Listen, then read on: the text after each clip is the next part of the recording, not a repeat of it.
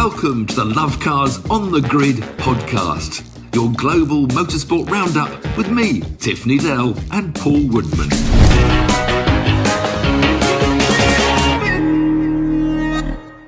Welcome to Lovecars On The Grid, your global motorsport podcast roundup. I'm talking a little bit sheepish because I'm in an airport lounge, but there's lots to talk about. We don't want to miss it because Formula One, to start off with, there was bangs, crashes, and literally bangs and crashes. Yes. Should we have even been there in the first place? But the race was very interesting, and I think you got a little bit excited about it. There's Formula 2 to discuss, there's NASCAR, and a little bit more as well. But let's kick off with Formula One. And I guess the first question is, should we have even been in Saudi Arabia? I think that is the best first question. I mean, to me, I'm a no man. I didn't like it I didn't like the track they built, and I just think it's all wrong to go out there. The money's there. We also, because we've already got, we've got Bahrain. Bahrain's not exactly a problem-free world. And we've got Abu Dhabi. We've got too many, in a way, Middle East tracks, because the money's there. So I just don't think we need yet another controversial circuit. And, there was this awful, terrible terrorist attack. I mean, luckily, nobody was injured. It was on a fuel depot, wasn't it?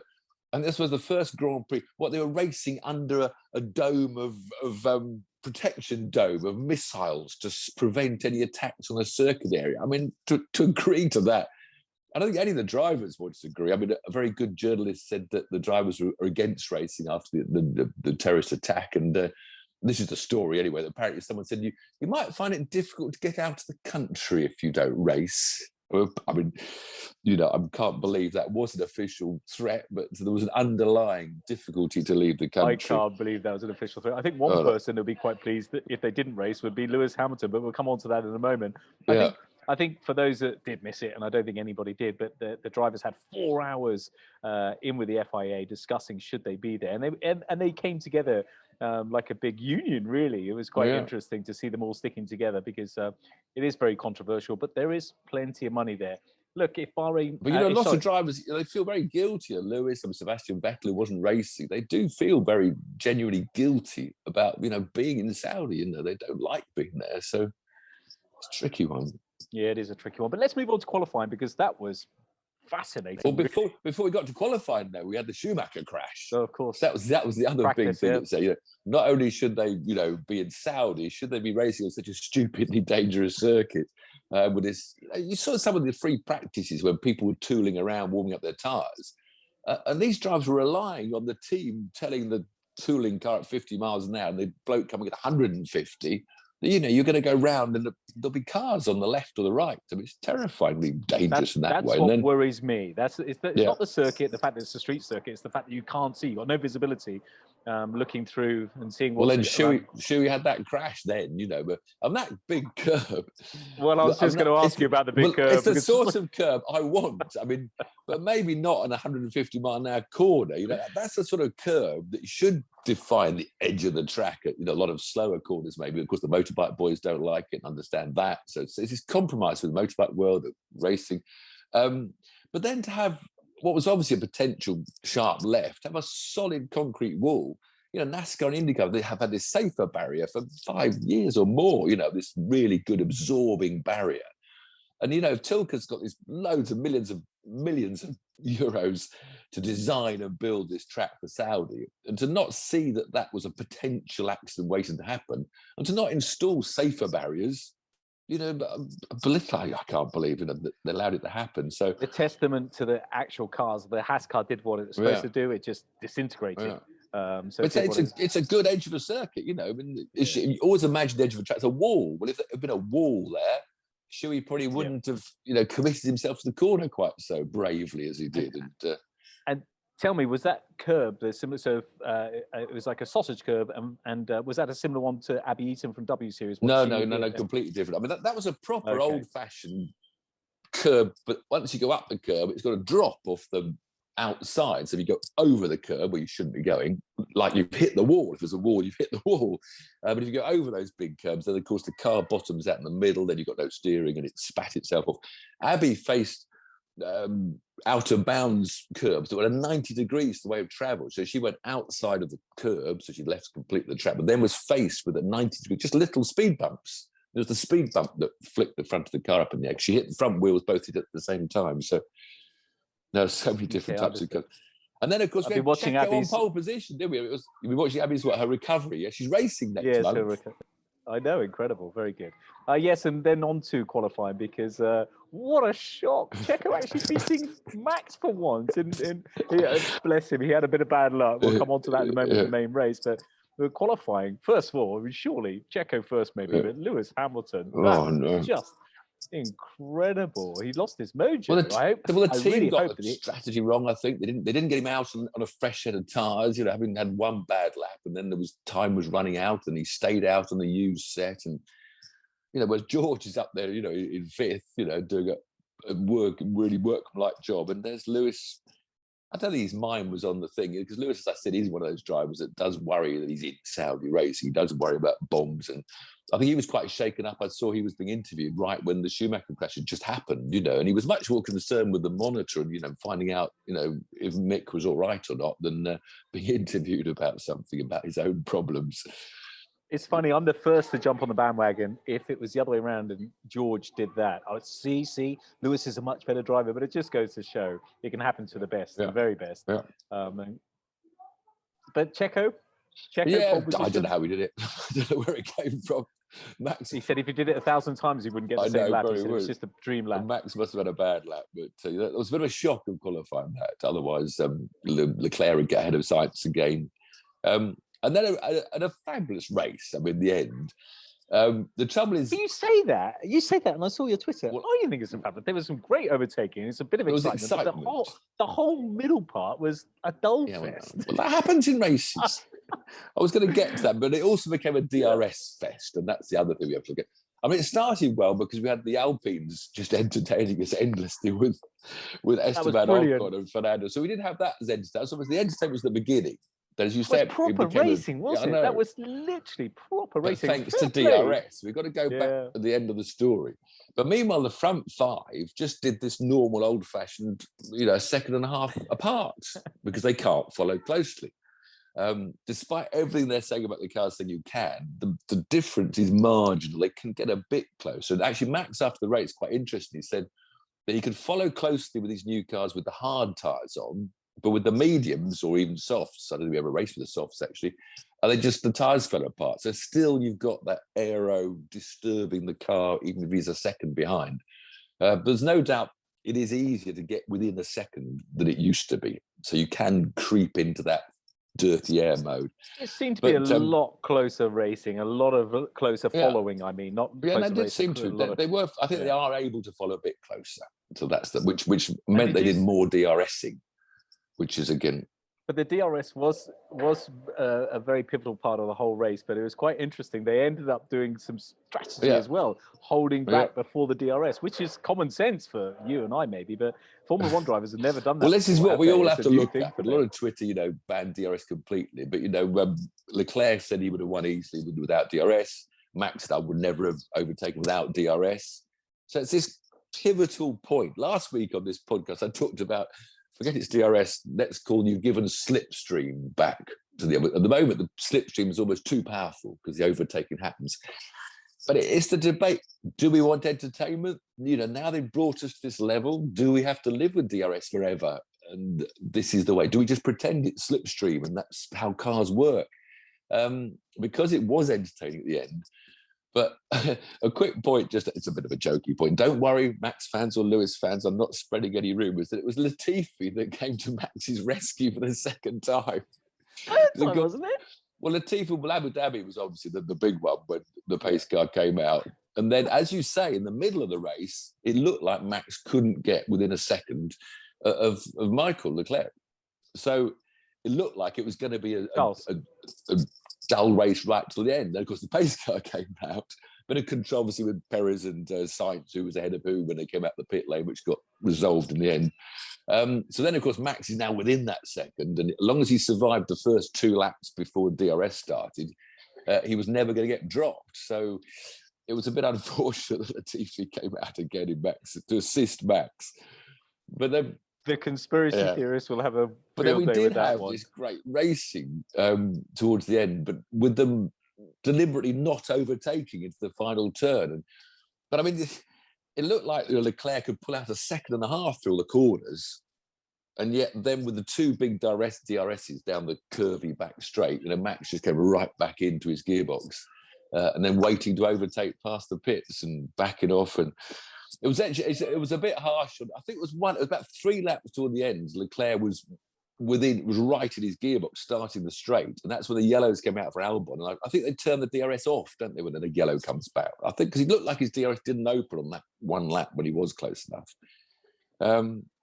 But yes. But then, the most irritating thing. Everybody I spoke to said that Max Verstappen's a really, really nice guy. But my goodness, he's irritating. Well, they've got to stop on that radio. He's like a good point. Just don't do it, F1. Please, just delete it from the television audience. Yeah. He crossed the line. He crossed the line. His lights aren't flashing. He's closer. He's closer. Let poor old Red Bull have all that in their ears. Just don't broadcast it. We don't need to know all that. There was lots of racing going on, all thanks to DRS, and that's the big debate. Do we want to keep it? George, magnificent weekend for George Russell. He hung in there for 5th. Ocon survived as poor old Fernando, having got ahead of Ocon, broke down. So Ocon was 6th. Lando, good McLaren, come back. Didn't qualify that well, but Lando fought through to 7th. But hang on a minute. You say good for Lando, but he wouldn't have beat Ricciardo if he hadn't had the problem. So good for Lando, but McLaren. I said good for McLaren that they got someone at the top. They got points. But was he behind Ricciardo? You've gone quiet. Oh, no, you're back. Something happened. AlphaTauri, awful. Poor old Yuki didn't even start. He missed qualifying with a carburetor, and he was actually quick in the FP1s, FP2s. Gasly recovered, got 8th place for AlphaTauri. K-Mag, another wonderful. I saw the onboard this morning. I was looking at more the post-race analysis. And K-Mag, towards the end of every corner, his head just fell against the headrest, left, right. But battled through to 9th, and more points for them. And Lewis got a point. Lewis got 10th. Apparently, he said to Bono on the radio, which I don't believe, but he said, "Do I even get a point for 10th place?" It's just like, oh yeah, all right. Starkey. Alpha looked good again, but Bottas retired sadly. They were looking feisty again. Zhao got an 11th place, but I thought Bottas was going to this week beat Lewis after last week beating Russell, which would have been hilarious, really. But he's been unlucky. Great looking car, that Alpha. I've got to say that because I'm just on my way to Italy to pick up an Alfa Romeo, actually. So, great looking car, that Alfa Romeo. So do we want entertainment or old-fashioned racing? I'm moving towards accepting it. I'm moving towards this is just the way we're now going to race, and it's entertainment, which I feel like shooting myself in the heart for saying these things. It's not me, but there we go. It would have been a procession without DRS. Would it though? Would it really? Yes. Would it? Yes. Okay. All right. I'll take your word for it. So DRS then. Let's keep it. It sounds good. It's artificial. This is Grand Prix racing. It's the pinnacle of motorsport. We shouldn't have artificial gadgets because the aerodynamics have taken over our sport. They should be designing aeroplanes, those engineers, not racing cars. And can I just say that he is the biggest whinger ever on the radio. I'm sure he's not in real life, but what a drive from Max Verstappen, because those Ferraris are fast. They're clearly the best car out there, but Max. Yeah, but the Red Bull's quicker in a straight line. They never admitted that in Perez. That seems to be generally. And you remember old Horner moaning all the time. We're losing 1.5 seconds to Mercedes down the straights, but 1.5 seconds quicker around the corners. He's not moaning now. His car's quickest in the straight line, is he? What about there's no F3, but swings round. There's no F3, but there was F2, and I think there was a bit of F2 racing. Yeah, poor old Théo Pourchaire, the championship leader, this young French kid that everyone's got a great future predicted for, had a Schumacher-sized shunt in qualifying, didn't qualify, started right at the back of the grid. And then he had a fire in qualifying. Because they only had about 2 hours for the crash in qualifying. They had a fire in qualifying, started at the back, and it broke down the race. So he's dropped to 5th place in the championship. Now, Liam Lawson, who was second in the championship, he also had a bad weekend. Well, half a bad weekend, because in the race, he came out, his wheel fell off. They're having trouble getting these new wheel nuts on in the Formula 2 cars. So he had to retire because the wheel wasn't attached properly. But all that was good news that Felipe Drugovich, the Brazilian, who 2 years ago was really good in F2, But he changed teams last year, had a bad year. He's now back with the first team, and he dominated the weekend. On pole, won the race, the feature race. He moves up to leading the championship now, the Brazilian. Good weekend for Richard Verschoor, the Dutch bloke. He moves up to third of the championship, having finished second in the feature race. But Lawson mainly had reasonable points to say second because he won the sprint race. He qualified sixth fastest when he started fourth on the reverse grid and came from fourth to win the race. Oh, take your flight. But really, the great story of the weekend for us, it was empty at Luton, isn't it? The good story for Britain was the form of Jake Hughes. Because I wasn't predicting much when we did our preview of the year. But he battled. I think he only qualified about 10th, but he finished third in the reverse grid race, but then got done for his plank was slightly worn out. So he lost his third place podium, but he fought through to finish fourth in the feature race. And Jake's one of these guys, he's been around for an awful lot. He's 27 now, which, that was the age I was when I became a Grand Prix driver. Now it's way too late to be a Grand Prix driver, but he's still there fighting. He was actually, he won the British Formula 4 Championship back in 2013, 9 years ago. Wow. He was fifth in the Euro Formula 3 in 2017, the year Lando Norris won. But since then, he's never managed to get a full season in anything. He's been a bit part, half a season, run out of money, and he's been a stand-in driver. He's got some good results. So I wasn't sure how he would fare this year. But finally, he's got his full season F2 signed up. And, really good. He's had some work last 2 or 3 years. He's worked as a Formula E and Formula 1 simulator driver to earn money. He's a Formula E reserve driver. So he literally has been hanging around for 6 years or so to get an opportunity to show how good he is. And hopefully that weekend will give him the confidence to move forward. So well done, Jake Hughes. Good weekend. Good. I hope he continues to do well this season. But where does he go? If he does very well this year, where does he go? He can't, like he just said, he's too old for F1, so he'll probably just have to stay there. Drive. Okay. Well, no sports car. This new evolution of the World Sports Car Championship is going to suddenly open up a lot more well-paid professional drives. Great. So I think if he can get his CV, higher up the list and doing Formula 2, he could well go off in that direction. As we've seen so many British drivers already that we looked to Sebring last year, and there were 6 Brits in the top 5 finishing cars. So he won't ever be a Grand Prix driver, I don't think. I'm not going to ask you any more questions, and I'm glad there's only NASCAR to go because I'm being called now. Right, NASCAR then. NASCAR, absolutely crazy race. Circuit of Americas, the Formula 1 track, 40 NASCARs rumbling, no track limits apart from the apexes of 3 of the first fast 8 sets. You couldn't cut the corner. Why no track limits? Explain to us why there's no track limits. Because they can't be bothered. I mean, the point is, the thing about Formula 1, they wanted all that runoff so they didn't hit anything if they made a mistake. Right. So what annoys me when Formula 1 boys go out in the runoff, well, hold on a minute, you shouldn't be there because that's dangerous being there because you said we must have all this runoff to protect ourselves. Well, NASCARs don't care about hitting the odd concrete walls, so they just let them run wide everywhere they wanted. But then on the other extreme, then they have this silly yellow flag rule that if you have a single corner yellow flag, so a guy spins and stalls, it's a full course yellow. And everyone's in the pits, more tyres, and the leaders can't pit because they did lose track position. So it was, as many NASCAR races, it was a very long race from very, very exciting finish. I mean, they have these 2 races in the middle of the first segment and the second segment. So, because there's points for winning the first segment, the first 10 stayed out, and the other 30 all pitted 3 laps before the end of that session. So when they restarted, the first 10, the fastest 10, start 30th down to 40th because they've all been overtaken. But it's a weird thing, NASCAR at times. Anyway, and the last lap, the green-white checker, because they've been spins and yellows all the way. We had this amazing Ross Chastain, who never won a race, being chased by AJ Allmendinger, this really great all-round. He's an IndyCar. He's done everything. And he'd won the day before's Xfinity race, Allmendinger. So he's looking for the sweep, as they call it. He's only a part-time sprint. His team don't run him in all the big sprint cup, the main Formula Ones, as it were. So he was on Chastain's tail. And then Alex Bowman, the leading one of the Hendrick Chevys, because Larson had a bad day. So Bowman was the Hendrick Chevy big guy. Anyway, right at the end of the 3/4 way around the last lap, Allmendinger did the shove, got the bumper onto the to the leader of Chastain. And the last 3 corners, I mean, Chastain then went wide. Then Bowman went around the outside of both of the next corner. So now Chastain's down to third, Allmendinger was second.